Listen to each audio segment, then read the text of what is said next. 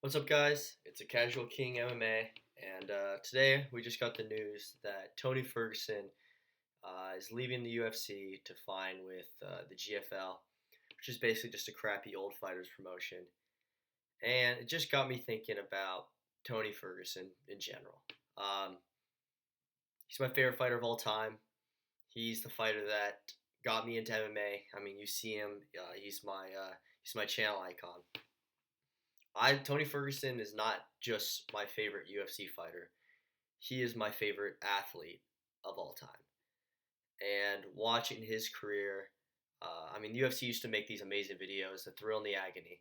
They really should bring those back. If not, I'm going to steal the name.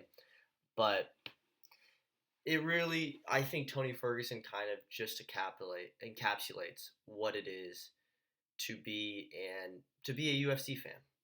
A lot of people, a lot of new fans. There's a lot of new fans when COVID started. Their only memory of Tony is going to be that fight with Chandler. Um, Not showing the head kick. ESPN has drilled that image into my brain.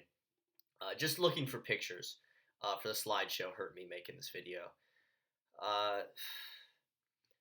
the thing is, Tony Ferguson ended his career on an 8-fight losing streak, the longest losing streak in UFC history, and a record that will never be beat. Uh, it takes someone very special for the UFC not to cut you. After a 5-fight or 6-fight losing streak, Tony Ferguson made it to 8 and is moving on with his career somewhere else.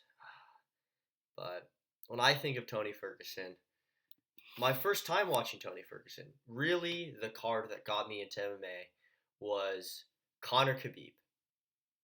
Great fight, uh, but the fight of the night and the fight that sealed the deal and convinced me that MMA was the greatest sport to ever exist was Tony against Anthony Pettis. For a little bit of context, Tony and Khabib were scheduled to fight um, 6 to 8 months prior to this. At the press conference for the fight, Tony Ferguson tripped on a wire and completely blew his knee out. ACL, MCL, all gone. He ended up doing the rehab entirely himself. Came back between 6 and 8 months to put on this absolute war. He'd have one other great fight with Cowboy Cerrone after this, but this was really I saw my first experience with Tony Ferguson was the last fight in his prime, and it's like a high I've been chasing ever since, and I'll never get again. Um, when I think of Tony Ferguson, though, this is what I think of. Tony Ferguson in his prime. I mean, you look at the guys he fought. What I loved about Tony Ferguson is he fought like it was a fight to the death. He would put forward with pressure, weaponizing his cardio and toughness, and utilizing elbows just to make your life living hell. He would slice you up. He would make you feel a level of pain. I mean, there's a reason why he was called the Boogeyman. He was the scariest fighter to fight in the UFC at this time. He would put you in hell, and you would turn strikers into wrestlers who would shoot takedowns until he choked them unconscious. Tony Ferguson's game plan is how to kill people. He breaks you down and he chokes you to death. He did get an interim belt, an actual interim belt, not the interim belts we have nowadays. He earned it against Kevin Lee, who's another fighter who had a brutal downfall. But Tony Ferguson just encapsulates the issue with MMA, and the best way to put that is the 5 failed bouts between Tony and Khabib. This was a 50-50 fight at the time. Many people thought that Tony Ferguson had a real chance, and not just a real chance, like it was a 50-50 fight. They thought that he was going to win because he was the better fighter. I thought he was going to win because he was the better fighter. And time shows all. Time made us all fools. Made me a fool at least. But it kind of shows, just thinking about Tony, it makes sense why Khabib retired early.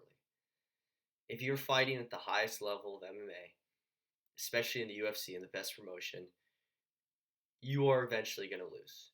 You're going to get older, you're going to get injured, and you're going to lose a step. Tony Ferguson lost a step, was never able to admit it, and kept going out there and losing, looking worse and worse.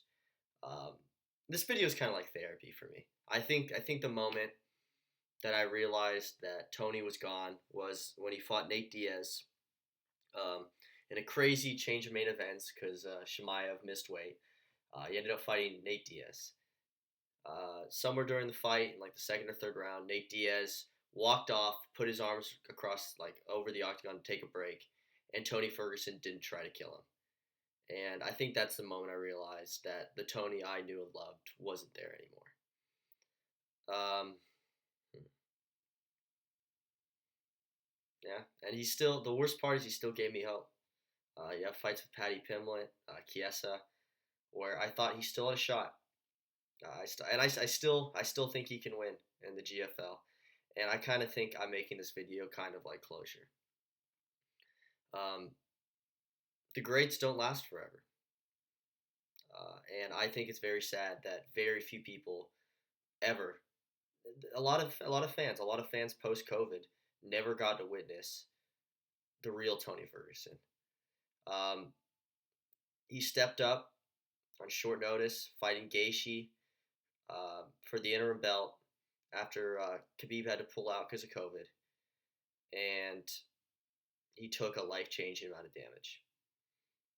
A life-changing amount of damage. Before that fight, nobody gave Gaethje a shot, and Gaethje basically killed Tony. He killed El Kukui. He killed the Boogeyman. The Boogeyman was no more after that fight.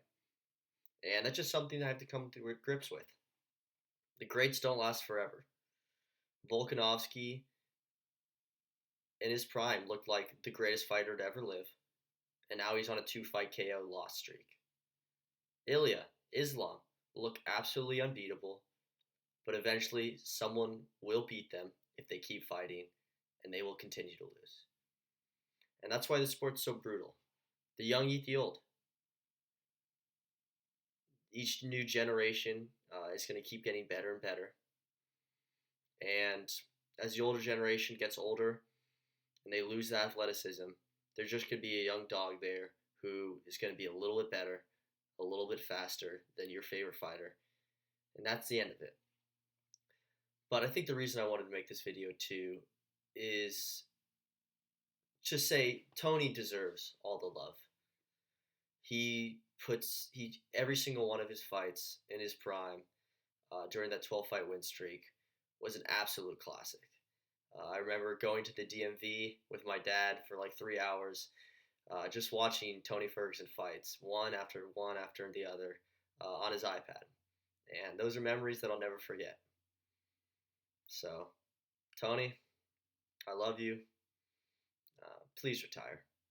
I don't want to see you take any more damage in the GFL. He already has struggles with mental health. I want to see Tony ride off into the sunset. He doesn't need to ride off with a win. The fans will always love him. I will always love him. Yeah. Love you, Tony.